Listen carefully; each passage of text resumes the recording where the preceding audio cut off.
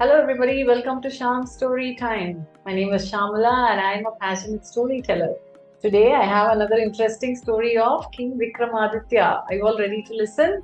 Today's story is called The King and the Dacoit. So as we all know, King Vikramaditya walked all the way back to the drumstick tree, picked up the corpse, and as he was walking towards the crematorium, the vetal spoke up.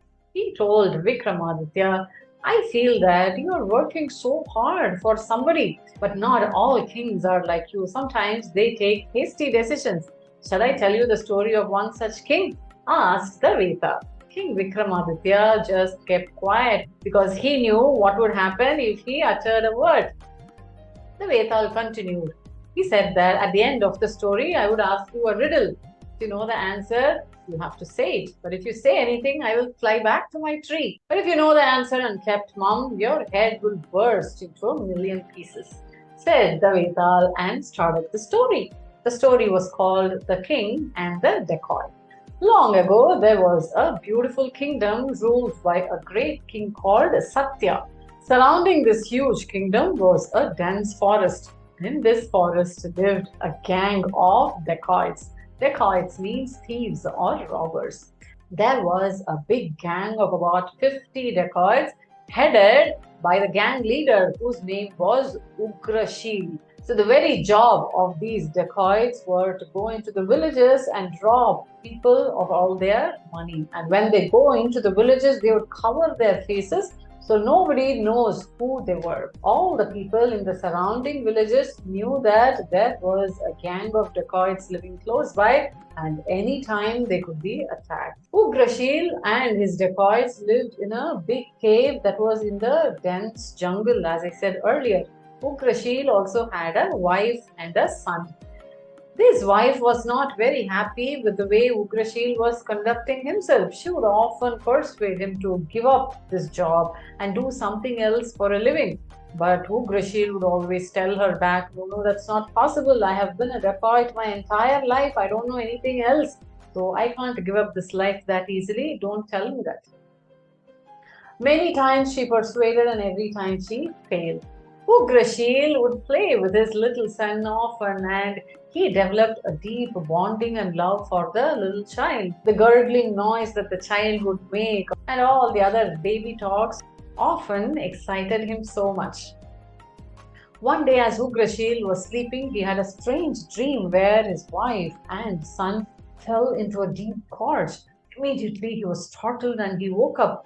He somewhere realized that he should not continue to be a dacoit and must give it up at least for the sake of his wife and child. So he called all his other friends and told them, I guess we must give up being robbers. Let's all go to the king and surrender to him.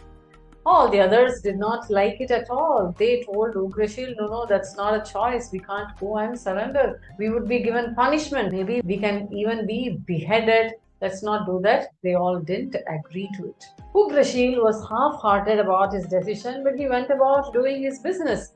One day, he got to hear what his friends were talking behind his back. The friends were saying to themselves, 𝐊𝐴𝐧𝐿 seems to have changed a lot. He talks about surrendering to the king because of his wife and child. He has developed a bondage with them.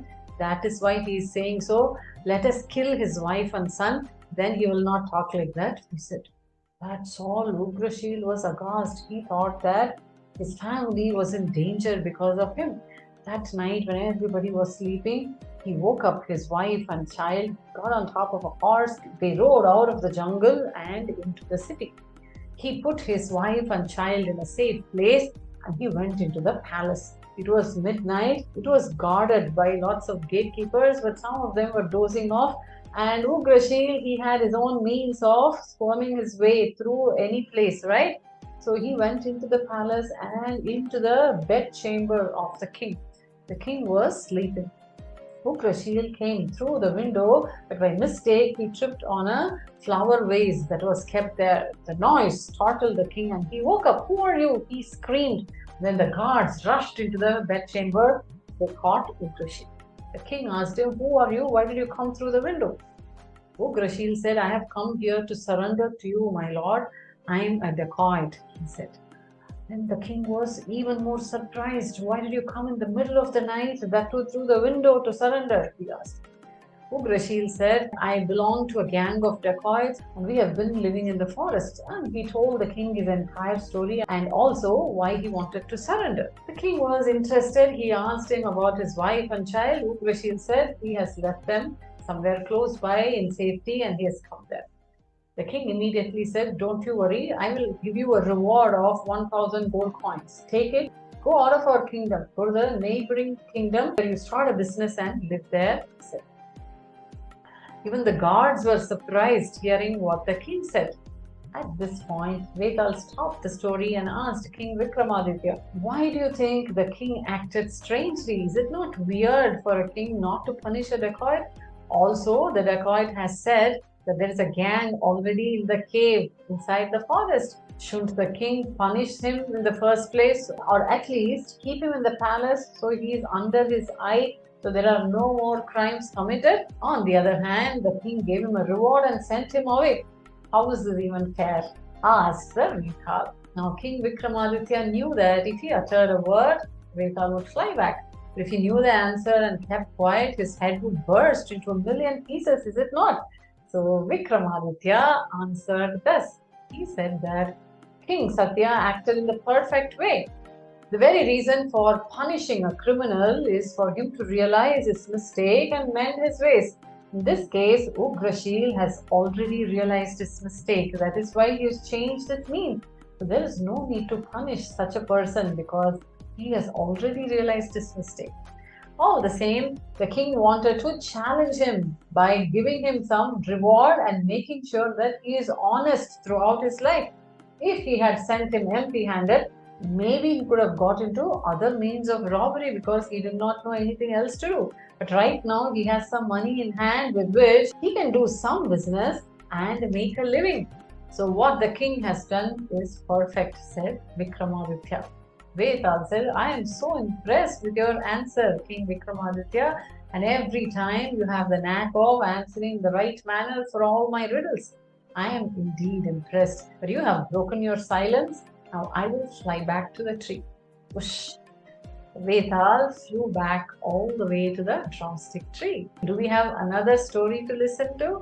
Yes, we do. You must wait for the next episode for that. Did you enjoy hearing today's story? If you did, subscribe to my YouTube channel, shyamsstorytime. You will have access to all the stories that I upload.